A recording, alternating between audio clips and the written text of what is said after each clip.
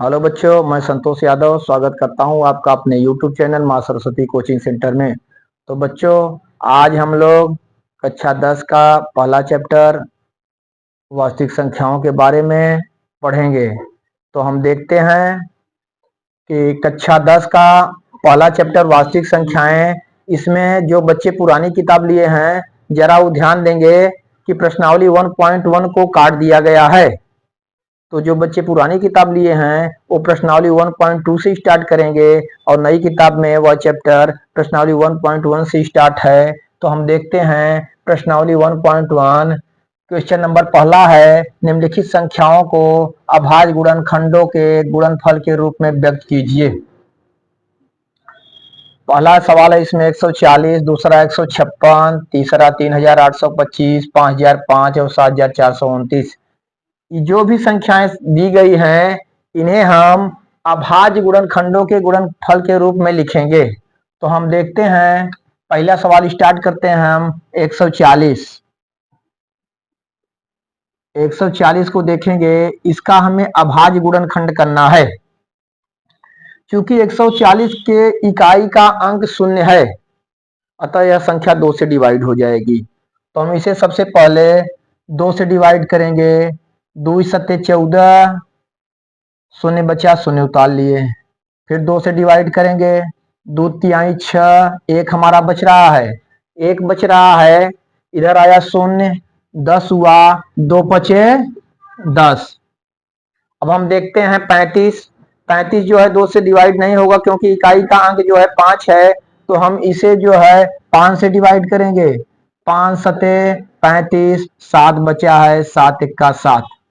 इस तरह से 140 का अभाज्य गुणनखंड 2 गुणे 2 गुणे 5 गुणे 7, इसे हम लिख सकते हैं। क्योंकि 2 दो बार आया है इसलिए इसे हम लिख सकते हैं 2 घाते 2 गुणे 5 गुणे 7। यही हमारा आंसर हुआ। चलिए अगला सवाल देखते हैं। अगला है 156। 156 का अभाज्य गुणनखंड करना है। क्योंकि देखिए इसके भी इकाई का अंक 6 इसलिए ये भी 2 से डिवाइड हो जाएगा। तो हम 2 से देखते हैं। 2 सते 14, एक बचा, 2 अठे 16, 78 आया। फिर देखिए 2 तिहाई 6, एक बचा, उधर गया 18 हुआ, 2 नवा 18, 39 आया। 39 2 से डिवाइड नहीं होगा, 3 से हम इसे डिवाइड करते हैं। 3 इक्का 3, 3 त्रिक्का 9। अब इसे हम 13 से डिवाइड करते हैं। 13 इक्का 13। 156 बराबर हो जाएगा 2 गुणे 2 गुणे 3 गुणे 13। इसे हम लिख सकते हैं 2 घाते 2 गुणे 3 गुणे 13। इस तरह से ये सवाल कंप्लीट हुआ। ठीक, फिर आगे हम देखते हैं 3825। तीसरा है 3825।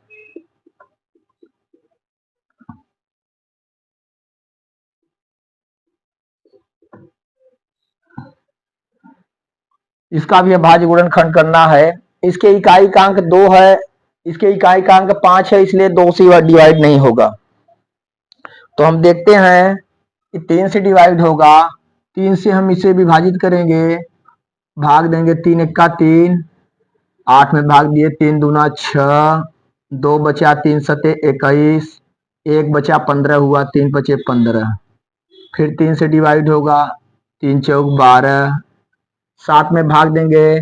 3 दूना 6, 2 बार जाएगा, एक बचा, 15 हुआ, 3 बचे 15। 425। 425 3 से डिवाइड नहीं होगा। 5 से ही देखिए, इसे 5 से भाग जाएगा इसमें।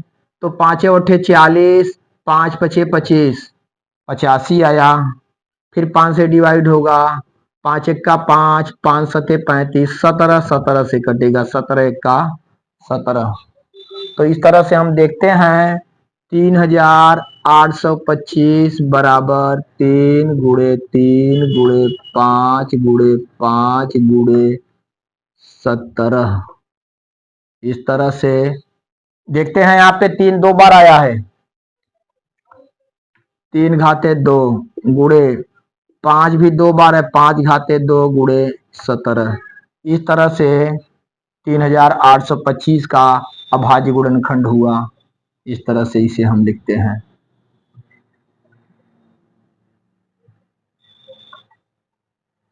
चलिए तो अगला सवाल हम देखते हैं। 5005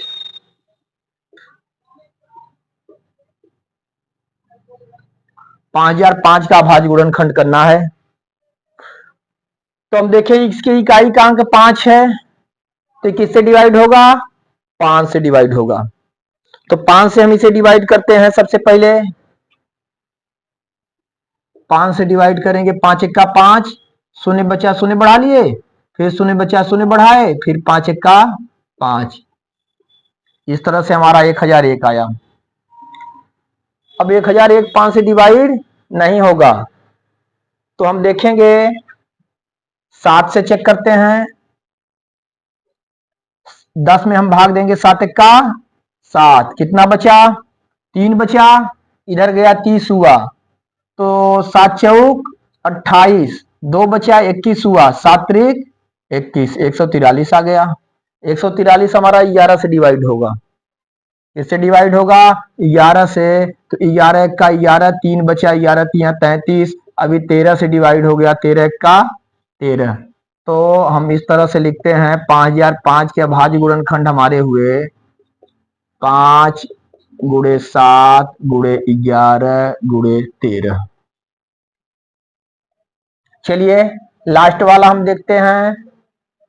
लास्ट वाला हम देखते हैं 5वां, चौथा हमारा था। 5वां हम देखते हैं 7429।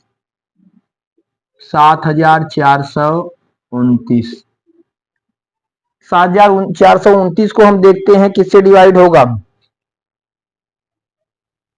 2 से डिवाइड हो ही नहीं पाएगा, 5 से होगा ही नहीं, 3 से भी नहीं कट पाएगा। हम आगे बढ़ते हैं, बड़ी संख्या से देखते हैं। तो हम देखेंगे 17 से डिवाइड होगा।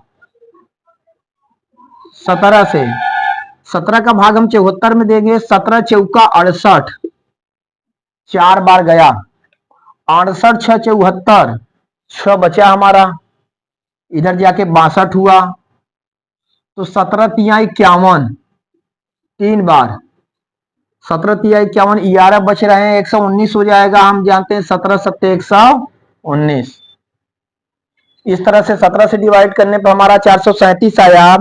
अब जो है इस 17 से विभाजित नहीं हो पाएगा, हम देखते हैं 19 से होगा। ये 19 दूना 38, 2 बार गया 38, तो 38 5 43, इधर आके 5 इधर आया, 57 हुआ, 19 तिया 57। फिर इसे हम 23 से डिवाइड करते हैं, 23 1 का 23।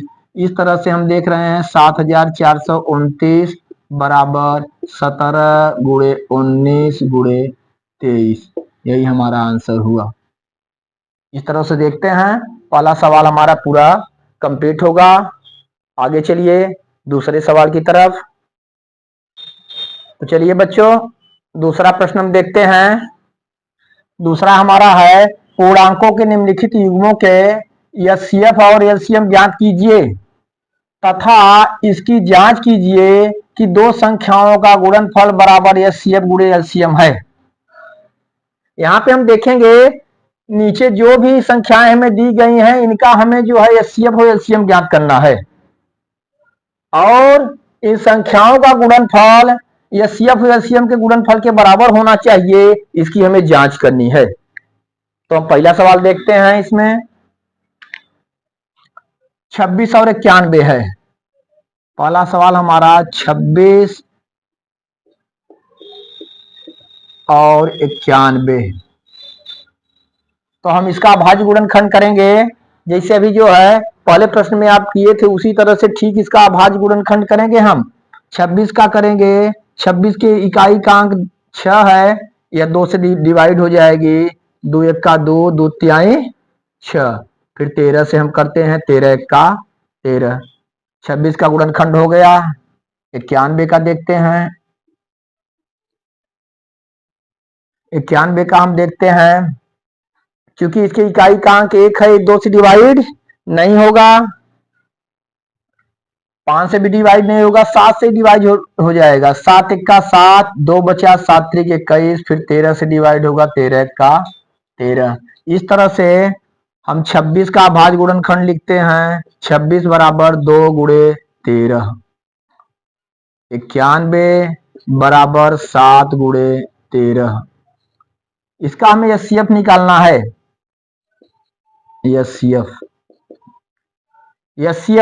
जिसे हम कहते हैं हाईएस्ट कॉमन फैक्टर, यानी वह बड़ी से बड़ी संख्या जो इन दोनों को डिवाइड कर दे। तो एचसीएफ निकालने के लिए देखते हैं जो दोनों उभयनिष्ठ हो, दोनों के अभाज्य गुणनखंडों में उभयनिष्ठ हो वही लेते हैं। तो 13 हम देख रहे हैं दोनों में है, इसलिए इसका एचसीएफ क्या हुआ? 13 हुआ। एलसीएम देखते हैं, इसका एलसीएम निकालेंगे। एलसीएम के लिए आप जो है ऊपर की अभाज्य गुणनखंडों को उतार दीजिए, 2 गुणे 13। फिर दूसरे में हम देखते हैं 13 हमें मिल रहा है, जो संख्या नहीं है उसे भी हम ले लेते हैं। तो 7 जो है इसमें नहीं है, तो हम 7 का भी गुणा कर देते हैं। अब इस तरह से 2 13 और 7 का हम गुणा करेंगे तो हम देखते हैं 13 दूना 26, और 26 में हम 7 का गुणा करते हैं। 26 में 7 का गुणा करेंगे तो हमारा आ जाएगा 182। एलसीएम हमारा आया 182। यहाँ पे एचसीएफ और एलसीएम हमें ज्ञात हो गए।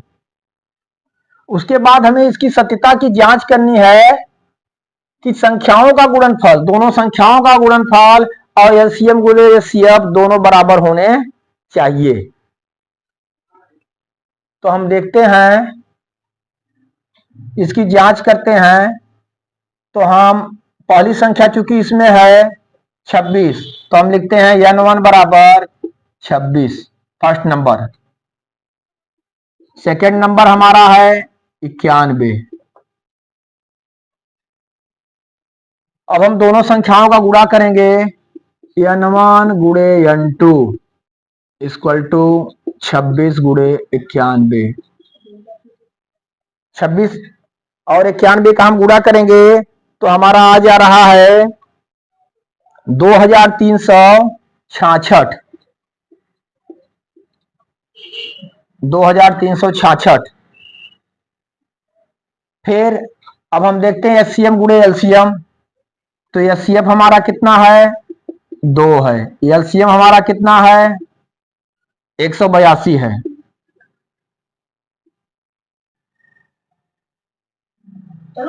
आगे हम देखते हैं एचसीएफ हमारा कितना है?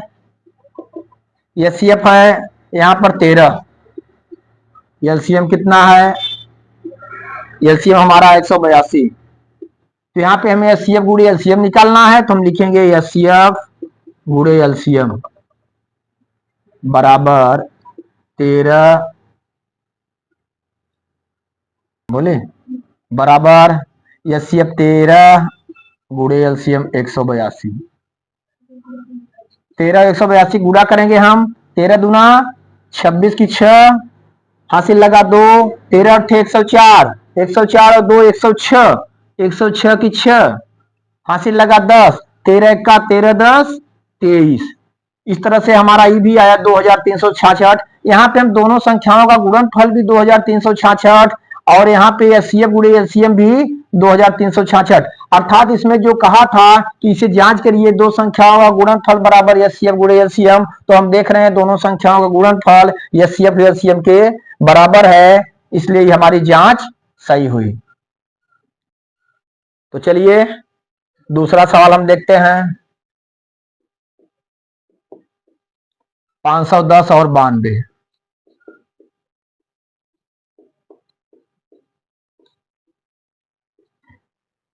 510 का भाज्य गुणनखंड हम करते हैं। लास्ट में शून्य है इसलिए 2 से भाग चला जाएगा। 2 से देखते हैं। 2 दूना 4, 1 बचा 11 हुआ, 2 बचे 10, फिर 1 इधर गया 10 हुआ, 2 बचे 10, लास्ट में 5 आ गया। अब हम देखते हैं 3 से डिवाइड हो जाएगा ये, तीनों अठे 24, एक बचा इधर 15 हुआ, 3 पचे 15, 85 आया, 85 आया। अब यह 5 से कटेगा, 5 इक्का 5, 3 उधर गया, 5 सते 35, 17, 17 से 17 इक्का 17, 92 को देखते हैं हम, 2 से भाग देते हैं, 2 चौके 8, 2 छंग 12, कितना आया 46, 46 फिर 2 से डिवाइड हो जाएगा, 2 दूना 4, 2 तिहाई 6, 23, 23 23 से डिवाइड होगा, क्योंकि 23 अभाज्य संख्या है, 23 इक्का 23। इस तरह से हम देखते हैं 510 के अभाज्य गुणनखंड 2 गुणे 3 गुणे 5 गुणे 17। 92 का देखिए, 2 गुणे 2 गुणे 23। एचसीएफ इसका देखिए, एचसीएफ देखते हैं, जो दोनों उभयनिष्ठ हो अर्थात दोनों में मिले, ऐसी संख्याओं को हम लेंगे जो दोनों में मिले।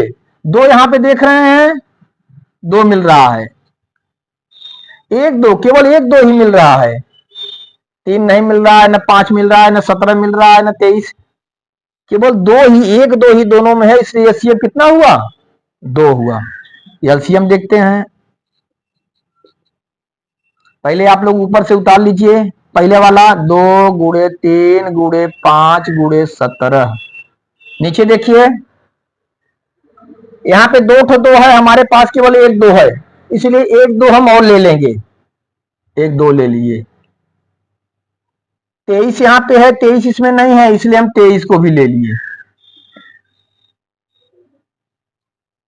अब सबका हम गुणा करेंगे, सबका हम गुणा करेंगे, 2 तिहाई 6, 6 पचे 30, 30 का 17 में गुणा करेंगे, 30 गुणे 17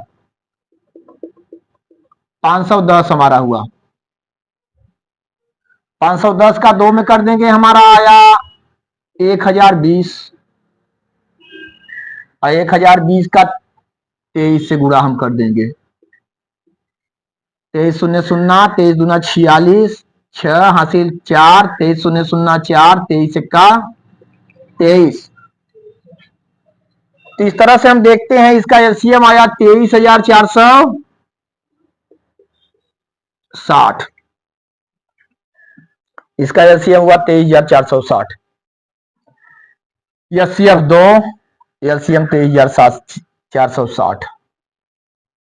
फिर हमें इसकी जांच करनी है, देखते हैं। हमारा फर्स्ट नंबर,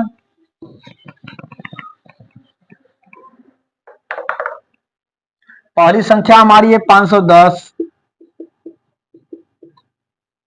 दूसरी संख्या 92, तो पहली संख्या गुणे दूसरी संख्या, 510 गुणे 92, 510 और 92 का हम गुणा करते हैं। 510 और 92 का गुणा करेंगे तो हमारा आएगा 46,920,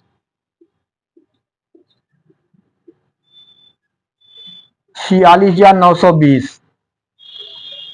आप एचसीएफ कितना है, एचसीएफ हम देख रहे हैं 2, एलसीएम कितना है 23,460, तो हम लिखेंगे एचसीएफ गुणे एलसीएम, 2 गुणे 23,460, 2 से गुणा करेंगे, 2 शून्य शून्य, 2 छंग 12 के 2 हासिल लगा 1, 2 चौके 8 1 9, 2 तिहाई 6, 2 दूनी 4, 46,920। यहाँ पे दोनों संख्याओं का गुणनफल एचसीएफ एलसीएम के बराबर है। चलिए अब हम तीसरा सवाल देखते हैं। तो तीसरा सवाल हमारा है 336 और 54।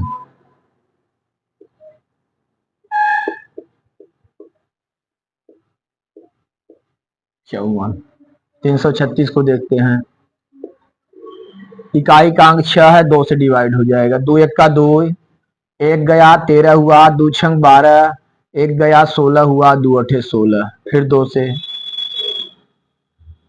दो अठे 16, दो चौके 8, 84 आया। दो से फिर काटिए, दो चौके 8, दो दूना 4, 42, दो से दो दूना 4, दो एक के 2, 21 आया। 21 दो से डिवाइड नहीं होगा, 21 को हम किससे काटेंगे, 3 से, 3 सते 21 और 7 को 7 एक का 7, 336 का क्लियर हुआ भाज्य गुणनखंड। 54 का देखिए, ये तो छोटा है, दो दूना 4, 14 हुआ, दो सते 14, 27 3 से कटेगा, 3 नवा 27, 3 त्रिका 9 और 3 इक्का 3। इस तरह से 54 के भी हुए। देखिए 336 बराबर हुआ 2 गुणे 2 गुणे 2 गुणे 2 गुणे 3 गुणे 7। 54 हम देखते हैं 2 गुणे 3 गुणे 3 गुणे 3। एचसीएफ हम देखेंगे जो दोनों में मैच करे, जो संख्या दोनों में मिले उसी को 1 2 मिल रहा है, 2 हम ले लिए। अब उसमें ऊपर वाले में तो 4 ठो 2 है, लेकिन केवल एक ही 2 दोनों में मिल रहा है, इसलिए एक ही 2 लेंगे। हम देख रहे हैं केवल एक ही 2 मिल रहा है। फिर आगे देखिए 3, ऊपर एक ठो 3 है, नीचे 3 ठो 3 है, लेकिन एक ठो 3 मैच कर रहा है, एक ठो 3 ले लिए बस, और कोई संख्या में नहीं मिल रही है। इस तरह से एचसीएफ हमारा हो गया 6। एलसीएम देखिए, ऊपर वाला नोट कर लीजिए, 2 गुणे 2 गुणे 2 गुणे 2 गुणे 3 गुणे 7 ले लिए। नीचे देखते हैं, यहाँ 1 2 है, हमारे पास 4 2 है, इसलिए 2 लेने की आवश्यकता नहीं है। फिर देख रहे हैं 3 है, हमारे पास 1 ठो 3 है, लेकिन इसमें 3 ठो 3 है, इसलिए 2 3 हम और ले लेंगे, 2 3 और ले लिए। यहाँ पे हमें 7 है, इसमें 7 नहीं है, बस अब इसका हम गुणा करेंगे। 2 दूना 4, 4 दूना 8, 8 दूना 16, 16 3 48, 48 गुणे 7 गुणे 3 गुणे 3, 48 गुणे 7 हम कर देंगे, 7 8 56 की 6 5, 7 चौक 28, 5 29, और 3 का, फिर 3 का हम गुणा करेंगे, 3 का मल्टीप्लाई करेंगे, 3 6 18, 3 9 27, 1 28, 3 दूना 6, 2 8, फिर 3 का, 3 8 24, 3 8 24 2 26, 3 8 24 2 26। हाँ चलिए, तो 2 दूना 4 दूना 8 दूना 16, 16 3 48, 48 में हम 7 का गुणा कर देंगे, 7 8 56 की 6, हासिल लगा 5, 7 चौक 28, 5 35, फिर 3 का गुणा, फिर 3 का गुणा, 3 त्रिक का 9 का डायरेक्ट हम गुणा कर सकते हैं, 9 6 54 की 4, हासिल लगा 5, 9 त्रिक 27, 27 5 32 की 2, 3 9 त्रिक 27 3 30, हमारा आया 3024। एलसीएम हमारा आ गया 3024। फिर जांच करनी है हमें, पहली संख्या हमारी है 336, दूसरी संख्या है 54। पहली संख्या गुणे दूसरी संख्या, 336 गुणे 54। 336 में हम 54 का गुणा करेंगे, 336 में 54 का गुणा करने पर आएगा 18,144।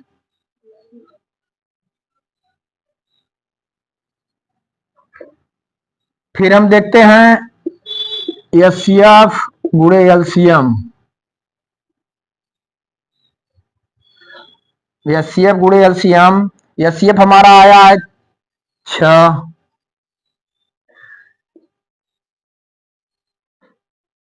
पहली संख्या गुणे दूसरी संख्या, पहली संख्या हमारी 336, दूसरी संख्या 54। 336 और 54 का हम गुणा करेंगे, 4 छंग 24 की 4 2, 4 तिहाई 12 2 14 की 4 1, 4 तिहाई 12 1 13, 5 छक 30, 5 तिहाई 15 3 18, 5 तिहाई 15 1 16, 4 4 8 3 11, 6 1 7 1 8 1। इस तरह से हमारा आया 18,144। कितना आया? 18,144। अब हमारा एचसीएफ कितना है? एचसीएफ हम देखते हैं, हमारा 6 आया है। एलसीएम कितना आया है? 3024 आया है। अब हम करेंगे एचसीएफ गुणे एलसीएम। 6 गुणे 3024 गुणा कर दीजिए। 6 चौके 24 की 4, हासिल लगा 2, 6 दूना 12 2 14 की 4, हासिल लगा 1, 6 शून्य 0 1, 6 18। इस तरह से दो संख्याओं का गुणनफल और एचसीएफ गुणे एलसीएम दोनों हमारा बराबर आया। ठीक, तो इसे आप लोग नोट कर लेंगे। तो आइए बच्चों, अब तीसरा सवाल हम देखते हैं। तीसरा सवाल हमारा था, अभाज्य गुणनखंडन विधि द्वारा निम्नलिखित पूर्णांकों के एचसीएफ और एलसीएम ज्ञात कीजिए। नीचे जो भी संख्याएं दी गई हैं, इनका हमें अभाज्य गुणनखंडन विधि द्वारा एचसीएफ और एलसीएम निकालना है। तो हम देखते हैं, इसमें पहला सवाल हम 12, 15 और 21 है। तो 12 का गुणनखंड हम करेंगे। 12 का गुणनखंड 2 छंग 12, 2 से 2 तिहाई 6, 3 1 3। 15 का आप करिए। 15 का देखते हैं, 3 पचे 15, 5 1 5। 21 का करेंगे, 3 सते 21, 7 1 7। इस तरह से हम देखते हैं 12 बराबर 2 गुणे 2 गुणे 3। 15 का देखेंगे, 15 बराबर 3 गुणे 5। 21 का 21 बराबर 3 गुणे 7। एचसीएफ निकालना है। इसमें हम देखेंगे जो तीनों में मैच करे, तीनों में कॉमन हो, उसी को हमें लेना है। तो हम देख रहे हैं इसमें तीनों में केवल 3 मिल रहा है, इसलिए एचसीएफ इसका 3 हुआ। एलसीएम देखते हैं, ऊपर आप नोट कर लीजिए 2 गुणे 2 गुणे 3। इसमें देखिए 1 3 है, हमारे पास 3 है, 3 की आवश्यकता हमें नहीं। इसमें 5 है, हमारे पास 5 नहीं, इसलिए 5 को भी हम ले लिए। आगे देखिए 3 है, 3 हमारे पास है। एक 7 है, 7 नहीं है, 7 को हम नोट कर लेंगे। 2 दूना 4, 4 तिहाई 12, 12 पंजे 60 और 60 में 7 का गुणा करेंगे, हमारा आएगा 420। इस तरह से इसका एचसीएफ 3 और एलसीएम 420 हुआ। दूसरा हम देखते हैं 17, 23 और 29। 17 चूंकि हम देखते हैं एक अभाज्य संख्या है, ये 17 से कटेगी, अर्थात अभाज्य संख्या या तो स्वयं से कटेगी या तो 1 से कटेगी। तो इसे हम लिख सकते हैं 17 बराबर 1 गुणे 17। उसी तरह से 23 भी अभाज्य संख्या है, 23 भी केवल 1 से विभाजित होगी, इसे हम लिख सकते हैं 1 गुणे 23। 29 भी हमारी अभाज्य संख्या हुई, 1 गुणे 29। एचसीएफ हम देखेंगे, तीनों में कॉमन है 1, इसलिए एचसीएफ हमारा क्या हुआ? 1 हुआ। एलसीएम ऊपर का ले लेते हैं, 1 गुणे 17। यहां देखते हैं 23 इसमें नहीं है, 23 को नोट करिए। नीचे देखते हैं 29 नहीं, 29 को नोट कर लीजिए। इस तरह से 17, 23 और 29 का हम गुणा करेंगे। 17, 23 और 29 का गुणा हम करेंगे तो हम देखते हैं हमारा गुणनफल आएगा 11,339। 17, 23 और 29 का गुणा करने पर हमारा 11,339। इस तरह से हम देखते हैं 17, 23 और 29 का एचसीएफ हमारा 1 और एलसीएम 11,339। चलिए तो आगे देखते हैं तीसरा नंबर 8, 9 और 25। 8 का हम गुणनखंड करेंगे 2 दूना 4 दूना 8। क्योंकि छोटा है तो इसे डायरेक्ट हम कर सकते हैं। इसे 9 है, 9 का हम कर सकते हैं 3 गुणे 3 और 25 का लिखिए 5 गुणे 5। छोटा है तो आराम से आप कर सकते हैं। अब एचसीएफ देखिए, क्योंकि इसमें भी हम देख रहे हैं इसमें कोई जो है कॉमन नहीं दिख रहा है। तो जहां तक कोई कॉमन न दिखे तो हम जानते हैं कि 1 से सारी संख्याएं डिवाइड हो जाती हैं, इसलिए एचसीएफ इसका क्या हुआ? 1 हुआ। एलसीएम देखते हैं, ऊपर आप उतार लें 2 गुणे 2 गुणे 2, फिर नीचे 3 गुणे 3 है, हमारे पास नहीं है, 3 गुणे 3 भी ले लिए। फिर इसमें देख रहे हैं 5 गुणे 5 है, 2 5 है तो 5 और 5 को भी हम ले लिए। सबका गुणा करेंगे 2 दूना 4 दूना 8, 8 त्रिक 24, 24 तिया 72, 72 में 5 बचे 25 का आप गुणा कर दीजिए। 25 दूना 50 की 0, हासिल लगा 5, 25 सत्ते 175, 5 180, 1800 हमारा आया। इस तरह से 8 9 25 का एचसीएफ 1 और एलसीएम 1800, 1800 हुआ हमारा। चलिए इसे नोट कर लेंगे, फिर हम आगे बढ़ते हैं। चलिए तो चौथा क्वेश्चन देखते हैं बच्चों। हमें दिया हुआ है एचसीएफ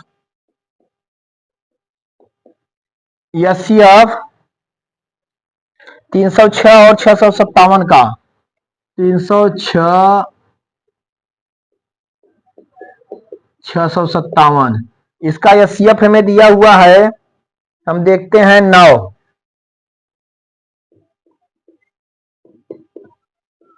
दिया है और हमसे इसका एलसीएम पूछ रहा है।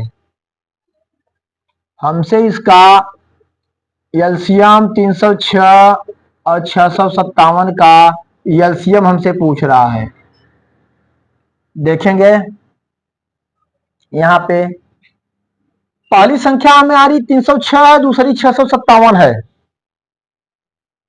हम देखते हैं पहली संख्या हमारी 306 और दूसरी संख्या सेकंड नंबर हमारा 657 है। और क्या मालूम हमें? और एचसीएफ इन दोनों का मालूम है 9। एलसीएम हमें ज्ञात करना है। एलसीएम ज्ञात करना है। हम जानते हैं सूत्र, आप जानते हैं एचसीएफ गुणे एलसीएम बराबर फर्स्ट नंबर गुणे सेकंड नंबर। एचसीएफ और एलसीएम का गुणनफल दोनों संख्याओं के गुणनफल के बराबर होता है। तो हम देखते हैं आगे, हमें एचसीएफ ज्ञात करना है, हमें एलसीएम ज्ञात करना है। तो एलसीएम बराबर फर्स्ट नंबर गुणे सेकंड नंबर बटे एचसीएफ। एलसीएम बराबर फर्स्ट नंबर हमारा कितना है 306, सेकंड नंबर 657 बटे एचसीएफ हमारा कितना है 9। 9 से देखिए जो भी डिवाइड हो उसे हम डिवाइड कर देते हैं। जैसे 306 को हम डिवाइड करें 9 से, 9 त्रिक 27, 3 बचा 9 चौक 36। एलसीएम बराबर 34 गुणे 657। हम देखते हैं 657 में हम 34 का गुणा करेंगे। 657 गुणे 34, 4 सते 28 की 8 हासिल 2, 4 पंजे 20, 2 22 की 2 हासिल 2, 4 छंग 24, 24 2 26, 3 का 3 सते 21 की 1 2, 3 पचे 15 2 17 की 7, 2 हासिल हासिल 1, 3 छक 18 1 19, 8 2 1 3, 6 7 13, 9 2 11 1 12, 1 1 2। इस तरह से इसका एलसीएम हमारा आया 22,338। यही हमारा उत्तर हुआ। तो इन दो संख्याओं का हमें एलसीएम प्राप्त हुआ 22,338। तो देखिए 5वां सवाल हम देखते हैं। जांच कीजिए कि क्या किसी प्राकृत संख्या n के लिए संख्या 6 घाते n अंक शून्य पर समाप्त हो सकती है। इसमें हमें देखना है कि क्या कोई ऐसी संख्या n है जिसके लिए 6 घाते n जो है शून्य पर समाप्त हो सकती है। हम देखते हैं 6 घाते n,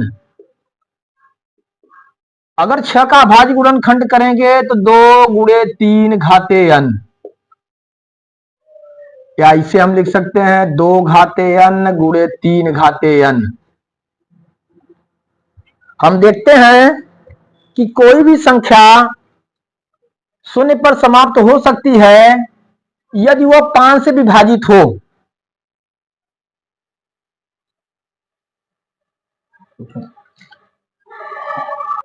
हम देखते हैं किसी संख्या n के लिए 6 घाते n शून्य पे समाप्त हो सकती है यदि वह 5 से विभाज्य हो, अर्थात इसके अभाज्य गुणनखंड में 5 होना चाहिए।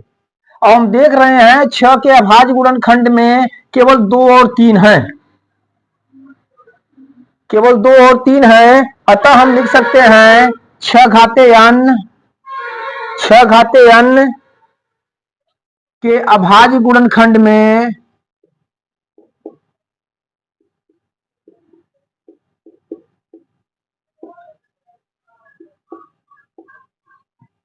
6 घाते n के अभाज्य गुणनखंड में हम देखते हैं 5 नहीं है।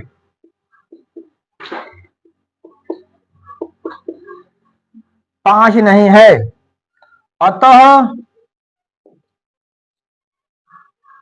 अतः अतः किसी संख्या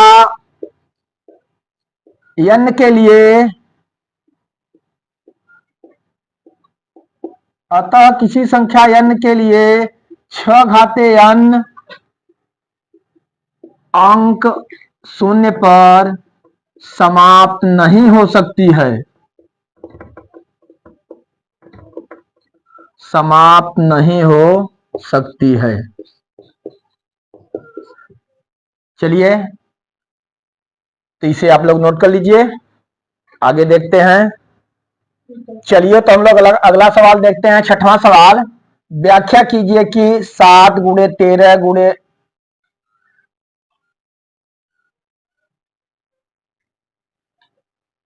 चलिए हम देखते हैं 6वां सवाल, व्याख्या कीजिए कि 7 गुणे 11 गुणे 13 प्लस 13 और 7 गुणे 6 गुणे 5 गुणे 4 गुणे 3 गुणे 2 गुणे 1 प्लस 1 भाज्य संख्याएं क्यों हैं। तो हम देखते हैं यहाँ पे 7 गुणे 11 गुणे 13 गुणे 13,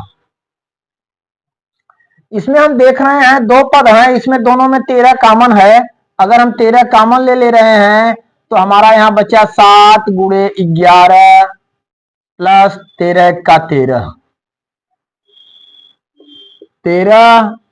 फिर अंदर हम देखते हैं 11 सत्ते 77 प्लस 1 आया हमारा, यानी ये हुआ 13 गुणे 77 1 78।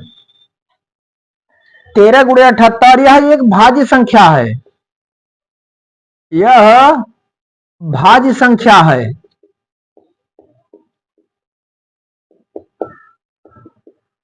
क्योंकि इसे 2 अभाज्य संख्याओं के गुणनफल के रूप में हम लिख पा रहे हैं।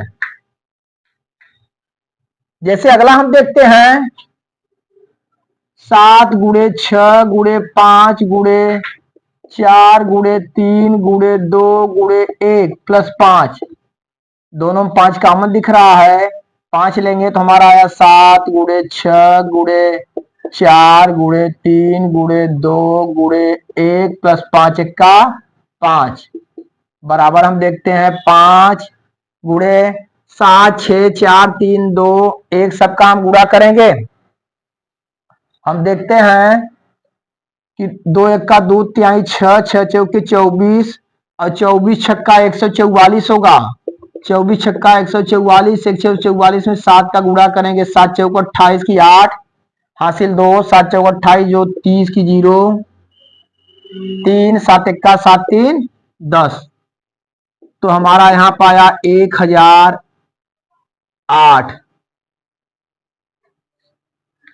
इस तरह से आगे हम देखते हैं 7 गुणे 6 गुणे 5 गुणे 4 गुणे 3 गुणे 2 गुणे 1 प्लस 5 हम देखते हैं इसमें 5 है और इधर भी 5 है, दोनों 5 कॉमन है, कॉमन ले लिए बचा हमारा 7 गुणे 6 गुणे 4 गुणे 3 गुणे 2 गुणे 1 प्लस 5 का 5। आगे देखेंगे 5 गुणा करिए 2 1 का 2 2 तिहाई 6 6 चौके 24 और 24 छक्का 144 144 में 7 का गुणा करेंगे 7 चौक 28 की 8 हासिल लगा 2 7 चौक 28 2 30 की 0 हासिल लगा 3 7 इक्का 7 3 10 कितना आया हमारा 1008 प्लस 1। फिर हम देखते हैं 5 गुणे 1009 हुआ। यह भी एक भाज्य संख्या है,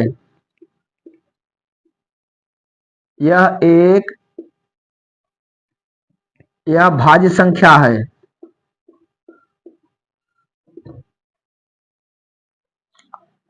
यहां पे पूछा था कि ये संख्याएं भाज्य हैं तो क्यों है। हम लिख सकते हैं क्योंकि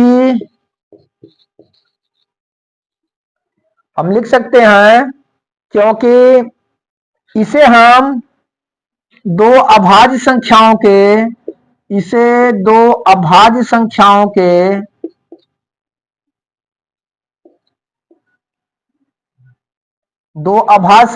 के गुणनफल के रूप में हम लिख सकते हैं। इसे दो अभाज्य संख्याओं के गुणनफल के रूप में लिखा जा सकता है।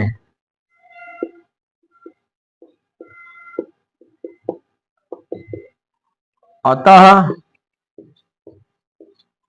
ये भाज्य संख्याएं हैं।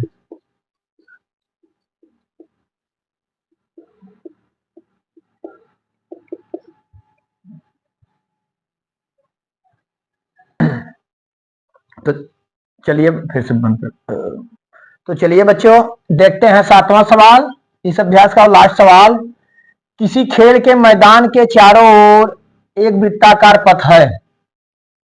इस मैदान का एक चक्कर लगाने में सोनिया को 18 मिनट लगते हैं, जबकि इसी मैदान का एक चक्कर लगाने में रवि को 12 मिनट लगते हैं। मान लीजिए वे दोनों एक ही स्थान और एक ही समय पर चलना प्रारंभ करके एक ही दिशा में चलते हैं। कितने समय बाद वे पुनः प्रारंभिक स्थान पर मिलेंगे। तो हम देखते हैं बच्चों, एक वृत्ताकार पथ है और सोनिया और रवि दोनों जो है उसका चक्कर लगा रहे हैं। सोनिया 18 मिनट में जो है चक्कर लगाती है और रवि जो है 12 मिनट में चक्कर लगाता है, और दोनों एक साथ जो है चलना प्रारंभ किए हैं। तो ये कह रहा है सवाल में कि पुनः वो प्रारंभिक स्थान पे कब मिलेंगे। तो इसका हम क्या करेंगे, इसका हम एलसीएम निकाल देंगे। हम जो है 18 और 12 का एलसीएम निकाल देंगे। एलसीएम 18 और 12 का, यही हमारा उत्तर होगा। तो हम देखते हैं 18 का भाज्य गुणनखंड करेंगे 2 तिहाई 6 त्रिक 18। 12 का गुणनखंड करेंगे 2 दूना 4 तिहाई 12। एलसीएम देखेंगे, ऊपर का नोट करते हैं 2 गुणे 3 गुणे 3 यहाँ पे देखिए दूसरे में दो दो ठो दो है हमारे पास, कोई केवल एक दो है तो एक दो हम ले लेंगे। यहाँ पे तीन है, हमारे पास दो है, इसलिए यहाँ पे तीन है और नीचे हमारे पास दो ठो तीन है, इसलिए हम तीन को नहीं लेंगे। गुणा करिए, 2 6 त्रिक 18, 18 दूना 36। हमारा उत्तर आया 36। अर्थात जो है ये दोनों 36 मिनट बाद पुनः प्रारंभिक स्थान पर मिलेंगे। हम लिखेंगे अतः दोनों 36 मिनट बाद, दोनों 36 मिनट बाद, 36 मिनट बाद पुनः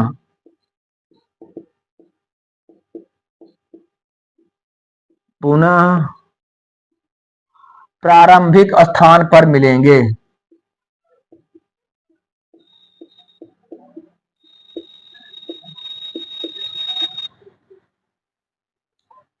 तो यही हमारा बच्चों 36 मिनट उत्तर आया।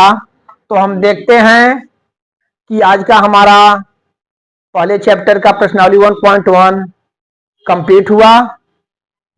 इसे आप लोग जो है देख लेंगे, फिर हम जो है अगली वीडियो में अगली प्रश्नावली स्टार्ट करेंगे।